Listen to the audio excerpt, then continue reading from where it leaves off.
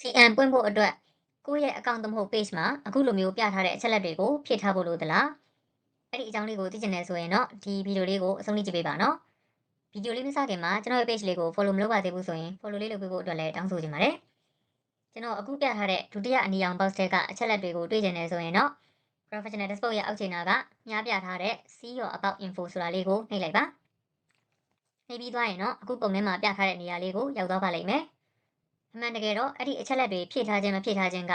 CM ပွင့်ခြင်းမပွင့်ခြင်းနဲ့မဆိုင်ပါဘူး။ဘာလို့လဲဆိုတော့ကျွန်တော်က CM ပွင့်သွားပါပြီ။ CM အောင်သေးခင်မှာအဲ့ဒီအချက်လက်တွေကိုမဖြည့်ထားသလို CM အောင်ပြီးတဲ့နောက်အခုတည်းထိလည်းအဲ့ဒီအချက်လက်တွေကိုမဖြည့်ရသေးပါဘူး။ဒါပေမဲ့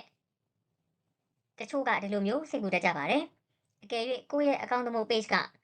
waiting list တွေကိုရောက်နေပြီဆိုရင်အဲ့ဒီ account သမုတ် page ရဲ့အချက်လက်တွေကိုအကုန်ပြည့်စုံအောင်လုပ်ထားဖို့လိုပြီဆိုပြီးတော့တင်တက်ကြတာမျိုးပါ။အမှန်တကယ်တော့မဖြည့်ထားလဲ CM ပွင့်နိုင်ပါတယ်လို့ပြောပြချင်ပါတယ်ဒီမှာတစ်ခုပြောချင်တာကဖြည့်ထားပြီးသားသူတွေကတော့ဒီတိုင်းပဲထားလိုက်ပါနော်မဖြည့်ရသေးတဲ့သူတွေကမဖြည့်ထားလဲရတယ်ဆိုတဲ့အကြောင်းလေးကိုဝင်ပြပေးခြင်းလို့ဒီဗီဒီယိုလေးကိုဖန်တီးလိုက်တာပါမဖြည့်ထားတာကဘာမှမဖြစ်ဘူးဖြည့်လိုက်တော့မှတစ်ခုဖြစ်သွားမှာဆိုလို့ပါဥပမာကိုယ့်ရဲ့ account သမဟုတ် page ရဲ့ဒီနေရာက Facebook ဘက်ကခွင့်ပြုထားတဲ့နေရာမဟုတ်ခဲ့ဘူးဆိုရင် CM ပွင့်ဖို့အတွက်အခက်အခဲဖြစ်သွားမှာဆိုရင်လို့ပါဒီနေ့မှာတော့ Facebook account သမဟုတ် page မှာအချက်အလက်တွေဖြည့်ထားခြင်းမဖြည့်ထားခြင်းက CM ပွင့်ခြင်းမပွင့်ခြင်းနဲ့မဆိုင်ပါဘူးဆိုတဲ့အကြောင်းလေးကိုပြပြပေးသွားခဲ့တာဖြစ်ပါတယ်။ကဲအားလုံးပဲကိုယ့်ရဲ့ account သမုတ် page မှာ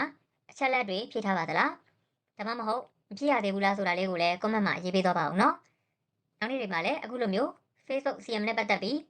ဘူးတရရတာလေးတွေကိုဝင်ပြပေးသွားမှာဖြစ်လို့ကျွန်တော်ရဲ့ page လေးကို follow မလုပ်ပါသေးဘူးဆိုရင် follow လေးလုပ်ပေးသွားပါဦးနော်။အကယ်၍ဒီဗီဒီယိုလေးကတင့်အတွက်အကျိုးတစ်စုံတရာရှိတယ်ဆိုရင် star လေးနဲ့ကူညီပြီးတော့အားပေးသွားဖို့အတွက်လည်းမေတ္တာရပ်ခံချင်ပါတယ်။အားလုံးကိုကျေးဇူးအများကြီးတင်ပါတယ်။နောက်နေ့ကျရင်ပြန်တွေ့မယ်နော်။ Bye bye